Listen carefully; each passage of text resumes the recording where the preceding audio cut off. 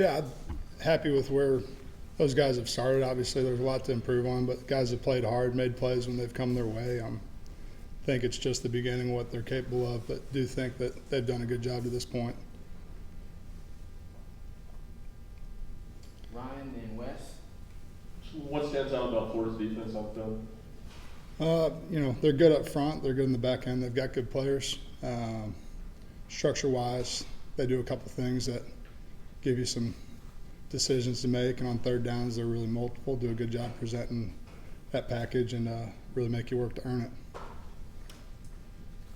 Alec, I guess when you look at just the running game numbers in general this season, they've looked pretty good. How do you feel like your guys have executed in that area? Yeah, execution-wise, there's always another step to it. There's always another level to how you finish. There's another leverage to what your hat leverage is and how hard you really play. I do feel like the effort and strain has been good. I do still think tons of meat on the bone in terms of everything, not just the rushing. But so far, there's a good start. I think there's still a lot more. Patrick and then Austin. We've seen McAllen take a couple of short throws and do something after the catch with it. Is that something you guys saw on tape from UCX? The guy that did rack up some yak yards and he plays the ball? Yeah, 100%. He's athletic. He's explosive. Stepped out of one on Saturday that he got brought down on the first week, but was great to see, and 100% expect that from him. He told me that when he was at UC Davis that he did more blocking than everybody gave him credit for, but he really didn't get the coaching, didn't really understand it, and that your background, the offensive line, really helped him in that regard because he was very willing to do that. Is that kind of what you encountered? Yeah, as far as him being willing and just hungry for knowledge, it's a credit to him and the work that he's put into it. There is some things with my background that naturally make a lot of sense to me, that the way that, when you hear it for the first time, maybe changes how you view certain blocks or certain techniques, but it's really a credit to him, just the work that he's put in to become more comfortable with that. I think if you ask him, going back to the spring, a lot of the stuff that he looks pretty solid at right now, you'd be scratching your head saying, man, I don't know if he's going to figure it out come the spring, but it's been a work and a really intentional mindset from him to get better in those areas. Casey then Ben. Sticking with McAllen, obviously got his first touchdown in the orange and white on Saturday. How pivotal is it for a new guy on the team to get that first touchdown and really assure himself and his own abilities within the team? Yeah, I think he's got every reason to be confident, and if you're waiting for the big play to have confidence, you're probably waiting a little too long. It was awesome for him to go get that done and get to be there with his family and get to experience what that's like, and hopefully it's just the beginning for him, but as far as how it changes things, it really shouldn't. So what have you seen from Jacob as a run blocker? He arrived here a decade ago as a pass-catching tight end, and now it seems like he's really not afraid to get in the mix in the running game and pull his fair share of work. No, he ain't scared of nothing, and it's something that, same thing, I think he's been challenged and really intentional about working to fix and improve on some of those areas. I think some of it's a mindset of just being willing to go strain and be physical, but there's so much technique to it that I think he's really embraced and come a long way. Obviously, there's still more to go, but it's been really good so far. Vince and Brent. Two quick things. First, you said there's some more meat on the bones for your tight ends. What specifically are you referring to there? Yeah, it's little things. It's, hey, I get my guy covered up, but he wipes across my face late, and, we have to run through an arm tackle. Or, hey, I do a good job getting to the spot in the perimeter, but body position's not great, and instead of me going and burying the guy, I end up kind of on the half, and it's a little detail on a lot of things. Same thing with the route. It's being really clean at the top, dropping my weight, being super efficient, and me being just a half a step quicker, a half a step more separation in that end of it. And Jason Witten was at the game on Saturday. Have you or any of anyone in the tight end room been able to kind of utilize or hear from him at all? Yeah, it was really cool to see him there. I got to talk to him a couple minutes during pregame, and obviously what he's done, not just here, but at the professional level, he's one of the best to ever do it, and it was really cool to have him on the field pregame. Do hope we get to connect a little bit more as we go forward. How's the communication been with tight ends in the O-line, particularly with Austin Peay gave you a lot of different looks. You did see some of that stuff against Virginia. Florida likes to talk about how much heat they bring in different looks. How would you characterize the communication up front with your guys in the O-line? Yeah, it's one team, one heartbeat on a lot of fronts. I think for us, we've got to be an extension of the O-line, and it's something that with the way we play and the environments you play in terms of crowd noise and volume and just the overall chaos of it, you're not always getting a call. You've got to be able to understand the structure and execute as if you are the center making the call. And I think that's something that we've done a pretty good job of. There were times, I think Saturday, where ended up a little bit gray here or there, could have made a different decision, but for the most part have been pretty solid as far as being on the same page with those guys. Ryan on the left.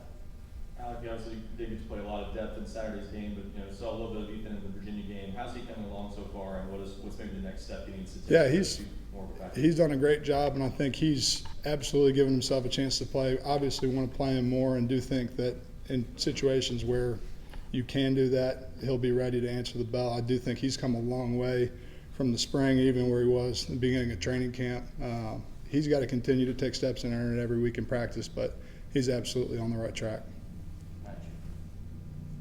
You talked a little about Florida's defense earlier. They have a new defensive coordinator. Have there been any big changes from last season in terms of how they play? We'll find out. It's always interesting when you sit down on Sunday and start watching guys and think, okay, does this make sense for what we'll see or not? And in the family of Pete Golding, Ron Roberts, and all those guys are kind of in the same tree, but there's different twists, and some of that's different personality of the coordinator, some of that's different people and different defenses. So I do think they'll have a great plan, and we'll have to go answer the bell. Right. Thank you. A lot of Aaron Beasley through the first 2 weeks of the season. I think it's a continuation for the way he ended the season. I think I've said this several times. When you go back and watch the tape of last year, he was the most consistent linebacker that we had, whether he came off the bench or started. And I think that, the confidence that he built off of last year carried over through the spring and the summer, and he's playing the way we expect him to. Austin and Rob. Jeremiah Thielander got a lot of run in the second half Saturday. When you went back and watched the film, what did he do well, and where does he still got to continue to improve? Jeremiah, like we talked about, earlier, he's a max effort. He's going to run through a wall, plays with a lot of intensity, and he brought that to the table in the limited reps that he had. I think he hit the ball 5 times in the second half. Just little things as far as being in the right place and pass coverage. He really could have helped us on the one long pass on 3rd down that they completed into the boundary. But all in all, we were impressed with his effort, which is what you expect from him. But he hit the ball. He tried to play fast and physical, which is a calling card for him. So he got his first college game out the way, and I think the best is yet to come. Coach, one of the comments of fall camp is how improved your depth was at the linebacker position, and after week 1 it gets tested immediately. How would you say about the response of Elijah and Arion moving to the bigger roles? Those are young, talented players. We rotate a lot so they get the practice reps. We hope that because of the way that we rotate, those guys are ready to step in, because you never know what's going to happen. But Elijah, I felt like, was ready to step up. Keenan went through about half a spring, so he was able to get a bunch of first-team reps in the spring. And, we always coach them to say you're one play away from being the starter or going from a 3rd-teamer to a 2nd-teamer. And, that mentality really came out last week. I thought Elijah did a great job. I mean, he got two wicked shots early in the first quarter. I didn't know how he would bounce back from, and he came back, and, I thought he played very, very well. And Arion is, as a freshman, the maturity, like we've talked about before, is, that of a junior or senior. He's gotten better every week. But obviously the stakes are a little higher this week with his first SEC game. So we expect him to keep progressing. But, the plays that he does make when he's out there are very, very good. We just have to eliminate the mistakes. Patrick and Mike. Brad, kind of following up on Elijah, how did he do communication-wise, and how much responsibility does he have to make sure the defense is all on the same page? That's the Mike's linebacker's responsibility, is to be the take charge guy. Obviously, having a veteran like Aaron Beasley there really, really helps him. I thought the communication was good. Probably never great, especially with some of the, how can I put it, different formations that Austin Peay lined up in. They really test your communication and your ability to get lined up from the front end to the back end. But I thought he did a good job. Obviously, it could have been better, but for the most part, it didn't hurt us. But we really want him to be a lot more vocal, this week, and make sure we're all on the same page. Yeah, with those young guys again, did anything surprise or impress you about what they were able to do and how quickly they were able to jump in to help the group? No, it would take a lot to surprise me. My expectations are high, and I always tell them I want their expectations to be higher than mine. If they don't go into a game ready to play 75 snaps and start and go out there and compete at a high level, I'd be highly disappointed. The only surprise I would say is how physical they're going to be. I would say that.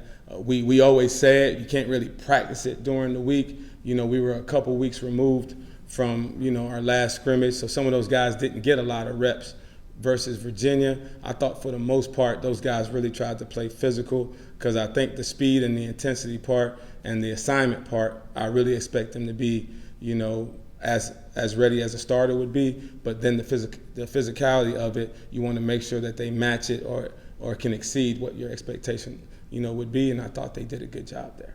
Vince then did. Give us a breakdown of what you see from Florida's offense. Florida, very, very talented.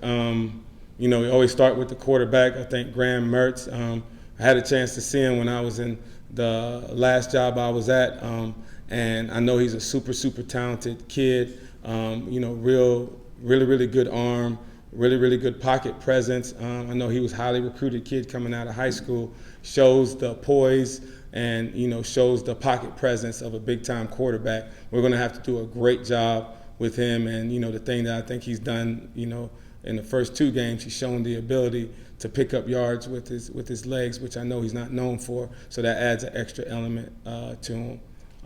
And then obviously the best backfield we would have seen to this point in the Montrell Johnson and Trevor Etienne. I think those guys are really the guys that make their offense go. We have to do a great job, stopping the run and controlling those guys. They're two very, very talented running backs that I think their offense feeds off of. And then, wideout-wise, I think Ricky Pearsall is one of the best, wideouts in the SEC right now. He does it all for them. You line him up all over the field. He makes the tough catches and the tough plays. We're going to have to know where he is, on every play. But a very, very well coached team, big physical offensive line. They, do a lot of things to, create mismatches with their scheme. We're going to have to do a great job. You mentioned communication. You mentioned being assignment sound. We're going to have to do a great job this week. Brian, you mentioned Elijah played well on Saturday after taking those two hits. As he gets into this Florida game against an offense that wants to run the football, what's going to be key for him to taking the next step and be successful?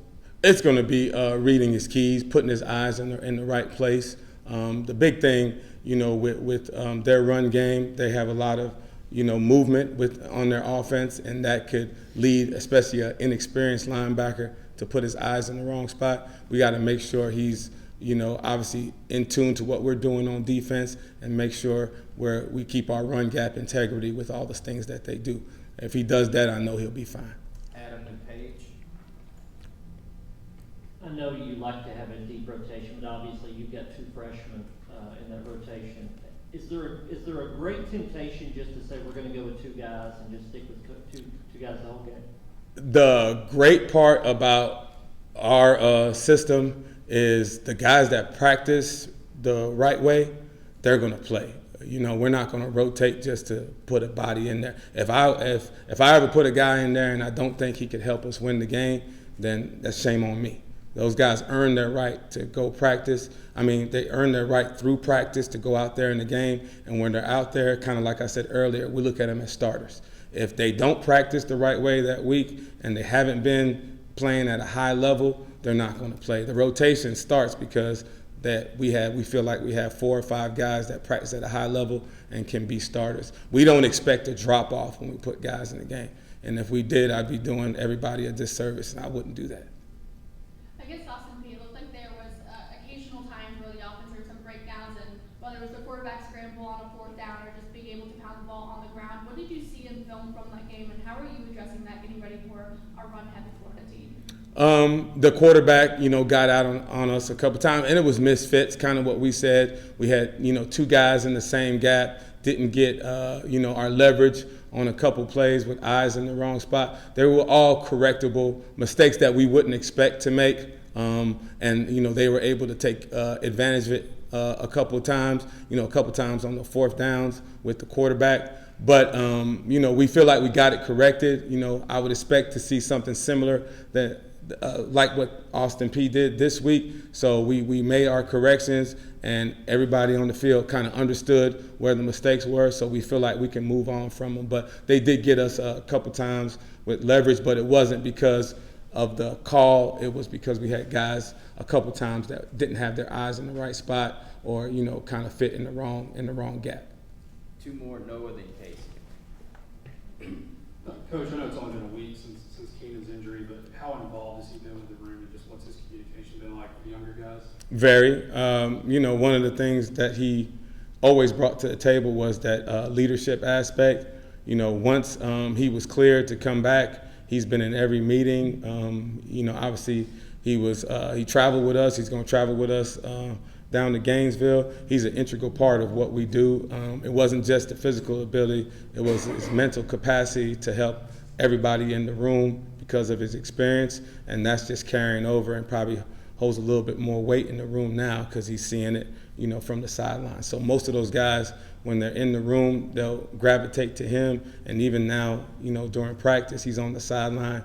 When, the guys that are not in, they're down there talking to him and Pat Garland, and they're like, those guys are like second coaches on the field now. Kind of on the flip side of that, is there any part of Elijah Herring's game that you feel really reflects what Keenan has showed in practice and kind of shows that he's been learning from him as a younger guy? Yes. They're both bigger, stronger guys. They're both 230-pound plus, linebackers. So you expect the physicality that Keenan brought. Obviously Keenan was a little bit more seasoned because obviously he had played a lot more football. Elijah's still learning, per se, but there is some similarities in their game. You just see the inexperience at time with Elijah, but that's gotten so much better. I think getting that first start out the way, he's going to be even better this week.